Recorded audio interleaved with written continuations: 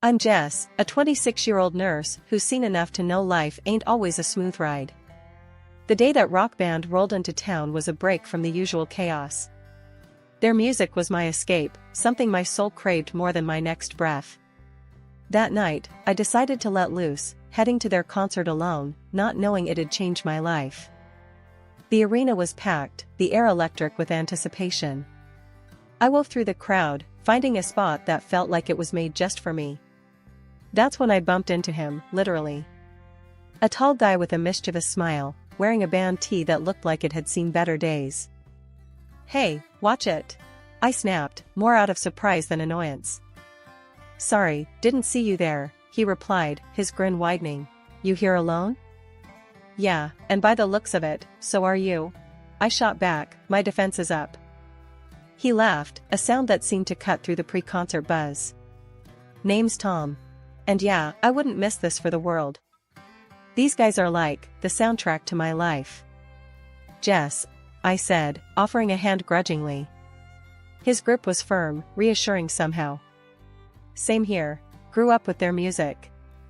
We chatted as if we'd known each other for years, not minutes. Tom had a way of making me laugh, really laugh, something I hadn't done in a while. When the concert started, we were lost in the music, together yet alone in our little bubble. After the encore, neither of us wanted the night to end. "Know a decent cafe around here?" Tom asked, his eyes searching mine. "Might do. Follow me," I said, leading the way. The cafe was quiet, a stark contrast to the concert's frenzy. We found a secluded corner, our conversation flowing as easily as the coffee. "So, nurse, huh? Bet you've got stories," Tom said, his voice a mix of curiosity and respect. "More than I can count. And what about you? What's your deal?" I asked, leaning in. "I work in IT. Not as exciting as saving lives, but it pays the bills." He shrugged, a hint of humility in his eyes. We talked about everything and nothing, from our craziest dreams to our mundane daily gripes. It felt natural, easy. Before we knew it, hours had passed. "Should probably get going," Tom said reluctantly. "But I don't want this to be the last time we talk." "Me neither," I admitted, feeling a connection I couldn't quite explain. We exchanged phones, typing in our numbers with the promise of a call. As we said goodbye, I felt something shift inside me. Maybe it was the music, the night, or just Tom himself, but I walked away feeling lighter, my heart pounding in my chest. After a few months of dating Tom, the day came to meet his family, or more accurately, his mom. He'd been upfront about living with her, saying she was all he had in terms of family. I respected that. My own family was just my grandma, after all. Tom's place was modest, a cozy little house with a garden that looked like it needed a bit of love. "Mom's inside," he said, a hint of nervousness in his voice as we approached the door. It struck me then how important this was to him, and suddenly, I was the one feeling jittery. The door swung open to reveal a woman in her late 50s, her hair a tangle of curls, eyes sharp as they landed on me. "So, you're Jess," she said, her voice carrying a note that I couldn't quite place. Was it curiosity? Suspicion? "Nice to meet you, Mrs. Johnson," I offered, extending a hand that she took after a brief hesitation. "Call me Linda," she said, leading us into the living room. The place was neat, filled with photos of Tom at various ages. It was clear he was the center of her world. We sat, and Linda wasted no time diving in. "Tom tells me you're a nurse. That's a hard job. You plan on doing that long?" I nodded, sensing where this was heading. "I love my job, but I'm also planning to study further, maybe become a doctor someday." Linda's eyes narrowed a bit. "A doctor, huh? That's a lot of school. Expensive, too." Tom jumped in, trying to smooth the waters. "Mom, Jess is really passionate about her work. It's one of the things I admire about her." Linda turned her gaze to Tom, and then back to me, her expression softening slightly. "Tommy here has always been my rock. After his dad left, it was just the two of us. I've given everything to him, you know." I caught Tom's eye, a silent communication passing between us. I knew this was hard for him, torn between the two most important women in his life. Linda continued. I rely on Tom for a lot. He's been so good to me, giving me half his salary every month. It's only fair, after all I've sacrificed. The air in the room felt heavier, the tension palpable. I didn't know what to say. It was clear Linda expected this arrangement to continue, even with me in the picture. And what about your family, Jess? Linda's question snapped me back to the moment. I was raised by my grandmother, I said, my voice steady. My parents died when I was young. Grandma's all I have. Linda nodded, a strange satisfaction in her eyes. Well, if you and Tom are serious, I'd expect you to contribute as well. $800 a month should cover it. I choked on the tea I'd been sipping. $800? Tom's hand found mine under the table, squeezing it gently. We'll work something out, Mom. Jess and I are a team now. When Tom and I decided to tie the knot, we knew it wouldn't be a lavish affair, but nothing prepared me for the battle over our wedding plans. Linda had her own ideas about saving money, which basically meant cutting down our guest list to a handful and scrapping any unnecessary celebrations. I wanted simple, sure, but I also wanted some joy, some celebration of us. One evening, as we sat down with Linda to discuss the wedding plans, the tension was thicker than the coffee Tom had brewed. So, I was thinking, Linda began, in that way that told you she wasn't just thinking, she was deciding. Why waste money on a big venue when we have a perfectly good backyard? Tom squeezed my hand under the table, a silent plea for patience. Mom, Jess, and I were hoping for a bit more, celebration. Not just a backyard thing. Linda's eyes narrowed, her lips pursing in that familiar line of disapproval. And who's going to pay for this celebration? You too? With what money? I took a deep breath, readying myself. We've been saving, Linda. And it's not like we want something extravagant. Just something a bit more special than the backyard. Linda scoffed. Special? You think spending money you don't have on one day is special? You know what's special? Security. Not starting your married life in debt. I could feel my patience wearing thin, but I held my ground. We understand the value of money, Linda. We're not talking about going into debt. Just a modest celebration at a small venue. We've done the math. Despite Linda's protests, we managed to reach a compromise of sorts, a small venue, close family and friends, and a strict budget. Linda insisted on overseeing the catering, claiming she could cut costs, which meant we ended up with a buffet that was more potluck than professional. On the day of our wedding, the venue looked, well, modest. My grandma, the one person from my family there, whispered to me as I readied myself, "This Linda, she's a piece of work, isn't she? Just remember, dear, you're marrying Tom, not his mother." The ceremony was short and sweet. Tom looked handsome, and when I walked down the aisle towards him, the look in his eyes told me we'd made the right choice. It was our moment, and even Linda couldn't tarnish that. At the reception, as guests mingled and the homemade buffet was served, Linda took it upon herself to remind everyone how much money we'd saved. "Just think what they can now put towards their future," she announced to a group of our friends, who nodded politely, their expressions a mix of amusement and sympathy. Tom's best man, Mike, a childhood friend who knew the family dynamics all too well, leaned over to us with a grin. "Hey, at least she didn't charge entry, right?" I laughed, the tension of the past weeks melting away in the warmth of the moment. Tom wrapped an arm around my waist, pulling me close. "We did it, Jess. Despite everything, we did it." "Yeah," I agreed, leaning my head against his shoulder. "And now, we start our lives together, just us." "And Linda," Tom added with a wry smile, earning him a playful jab in the ribs from me. Settling into married life with Tom was like navigating a boat on choppy waters.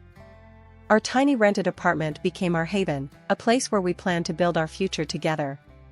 But the shadow of financial strain loomed large over us, darkening even our brightest moments. One chilly evening, as we sat huddled over our budget spreadsheet, the reality of our situation hit me hard. "Look at this, Tom," I said, pointing at the screen. After rent, bills, and your mom's $800, there's barely anything left for us. Tom rubbed his eyes, weary from the long day. I know, Jess. But what can we do? Mom depends on that money. I sighed, frustration bubbling inside me. But does she really need that much? We're barely scraping by as it is. And we've been putting off so many things, like fixing the car, and even thinking about a down payment for a house. Tom's expression hardened, a defensive edge creeping into his voice. Jess, we've been over this. My mom raised me by herself. It's my duty to take care of her now. The argument ended with us in a tense silence, each stewing in our own stubbornness. But it didn't end there. Linda, ever the persistent one, took to calling me regularly, each conversation a thinly veiled reminder not to forget the $800 monthly tribute to her bank account. And when calls didn't cut it, she'd appear at our doorstep, lamenting her hard life and hinting heavily that a little more financial support wouldn't go amiss. I did my best to ignore the hints, to smile and nod and change the subject. But it grated on me, the constant pressure, the relentless reminders of a debt Tom felt we owed. Finally, one evening, after another of Linda's visits, I couldn't hold it in any longer. Tom, we need to talk about your mom, I started, the day's frustrations bubbling to the surface. I'm tired, Tom. Tired of the hints, the constant pressure for more money. We're saving for a down payment, for our future. Can't she see that? Tom's face went from puzzled to dark in seconds. My mom is always right, Jess, he said, his voice icy. You have no right to talk about her like that. She sacrificed everything for me. His words hit like a slap. So what, our plans, our future, doesn't count for anything? I shot back, anger rising. That was it. Tom shut down, walls up, and suddenly we were two strangers living in the same space. He wouldn't talk to me, not really. Our conversations dwindled to nothing, replaced by messages left on stickers on the fridge. Need milk. Working late. The bare minimum of communication. One rare evening, when the silence felt a bit less oppressive, I decided to broach the subject, the words tumbling out of me before I could think better of it.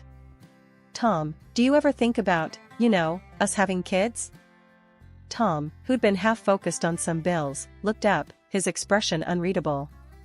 Kids? Jess, you know how Mom feels about that.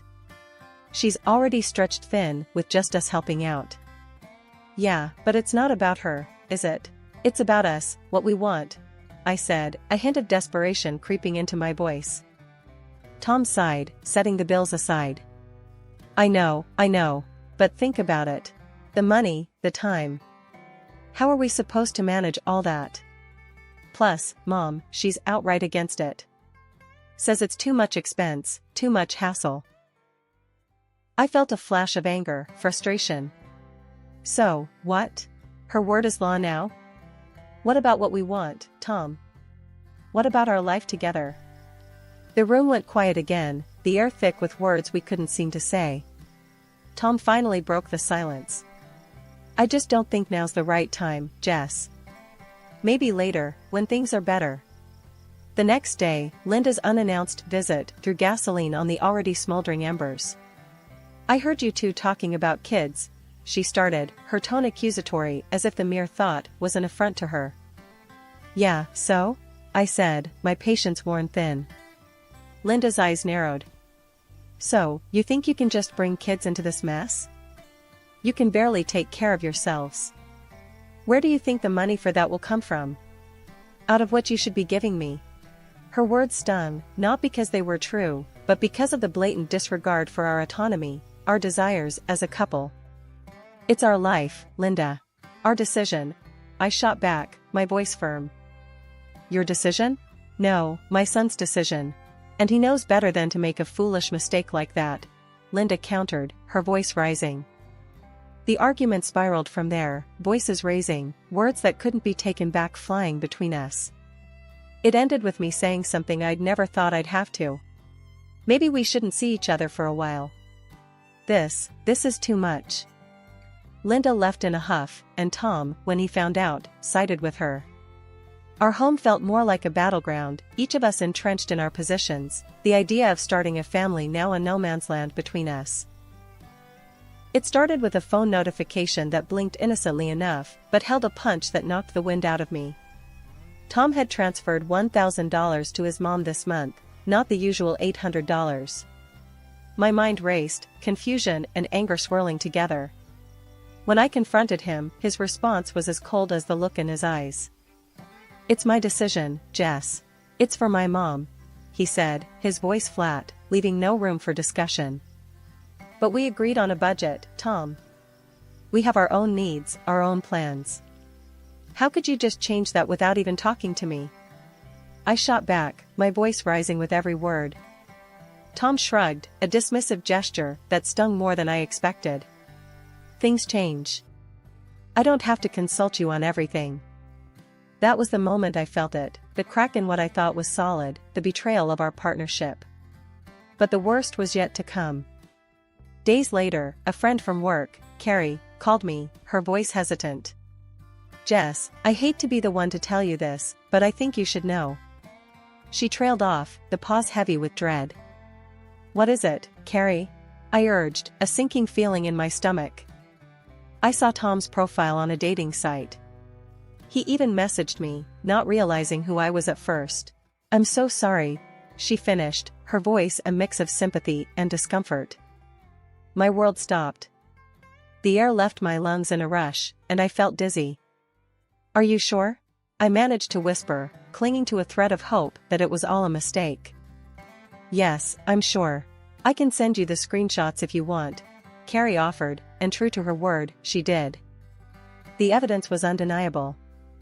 There was Tom's picture, his profile, and the messages he'd sent, flirting, suggesting they meet up. The betrayal cut deep, a wound I wasn't sure could ever heal. When Tom came home that night, I was waiting, the screenshots glowing accusingly on my tablet. His reaction was one of shock, then anger, not at being caught but at being confronted. "What, you're spying on me now? Invading my privacy?" he exploded, the audacity of his anger almost laughable. "Spare me, Tom. How long? How long have you been doing this?" I demanded, my voice shaking with emotion. Tom's anger fizzled out, replaced by a resignation that was somehow worse. "I don't know, Jess. A while, I guess. I needed something else. Something more. More than me. More than us," I said, the reality settling in like a stone in my stomach. "Yeah, I guess so," he admitted, and with those words, the last of my hope evaporated.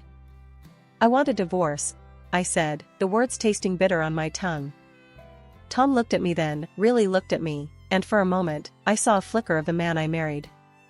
But it was gone as quickly as it came, replaced by a cold indifference. "Fine," he said simply. "If that's what you want." The divorce proceedings were quick, devoid of the messy entanglements that come with shared assets or children. I moved back to my grandmother's house, the only place that still felt like home, carrying with me the pain of betrayal, but also a sense of relief. 3 months post-divorce, and life had started to settle into a new kind of normal, or as normal as it could get without Tom and his mom, Linda, in the picture. That is until my world got rocked again, but this time by loss. My grandmother passed away, leaving behind a void no one could fill. Along with the heartache came a surprise. She left me her house and a hefty sum of $800,000. Just when I thought things couldn't get any more surreal, Linda showed up at my doorstep, bursting with a kind of frantic excitement that felt out of place given the recent funeral. "Jess, darling. I heard about your inheritance. What a blessing." Linda gushed, not wasting a second on pleasantries. I stared at her, incredulous. "Linda, what are you doing here?" She brushed past me into the house, as if we were still family. "Now that you've come into this money, you can surely afford to help me out a bit more. Not just the usual $1,000, but maybe double that? And, oh, a small gift wouldn't hurt. Something nice, expensive." Her words were like a slap in the face, each one more absurd than the last. But it was her next statement that really threw me. "And since you're so well off now, I suppose it's okay for you to have a baby with Tom." I mean, with this kind of money, why not? I couldn't help it, laughter bubbled up from within me, loud and uncontrollable. Linda looked at me as if I'd lost my mind. Linda, you do know Tom and I are divorced, right? 3 months ago. Your son and I are done. Over.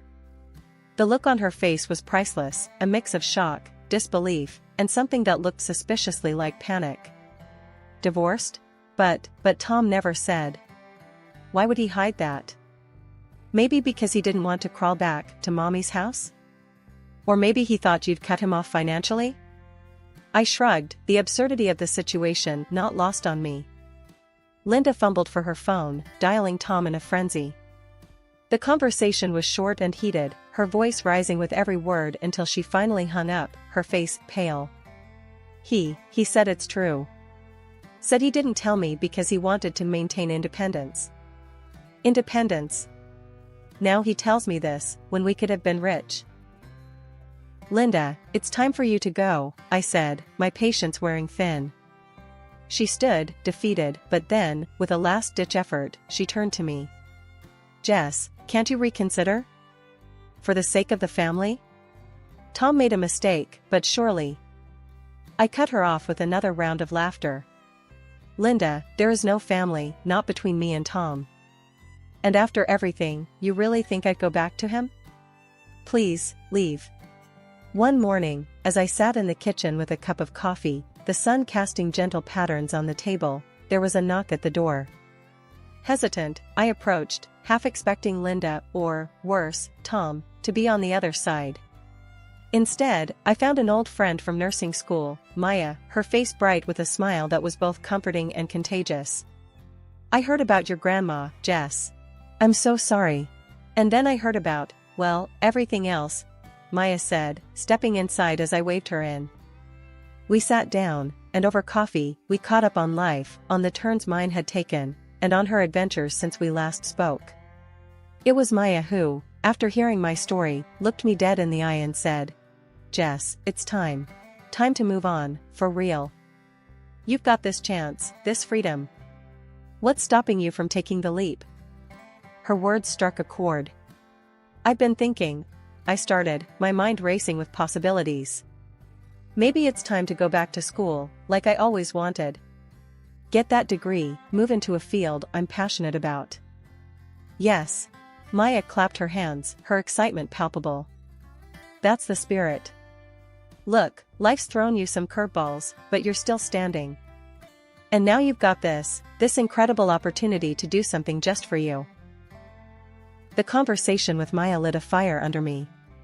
It was the push I needed to finally make a decision, to move forward with purpose. I started researching programs that night, my heart set on advancing my career in a way I'd only ever dreamed of. But life has a funny way of testing you. Just as I was settling into this new chapter, Tom appeared on my doorstep one evening, looking every bit the man I once thought I knew. Jess, can we talk? He asked, a nervous edge to his voice I wasn't used to. I hesitated, a part of me curious, another part wary. All right, Tom. Talk. He shuffled uncomfortably, looking around as if searching for the right words in the air around him. I heard about your inheritance. And about what you're doing with it. Going back to school, that's great, Jess. I raised an eyebrow, crossing my arms. Thanks, Tom. Was there something else? He sighed, a deep, weary sound. I guess I just wanted to see if there was a chance for us. I've been doing some thinking, Anne. No, Tom, I cut him off, my voice firm but not unkind. There's no chance for us. Not anymore. I've moved on, really moved on. And you should too. As he turned to leave, I felt a weight lift, a final closure on a chapter that had dragged on too long. In the days that followed, I found myself more focused, more determined. I was building a life on my own terms, free from the expectations and disappointments of the past. My studies gave me a sense of direction, and my grandmother's inheritance allowed me the freedom to pursue my dreams without restraint.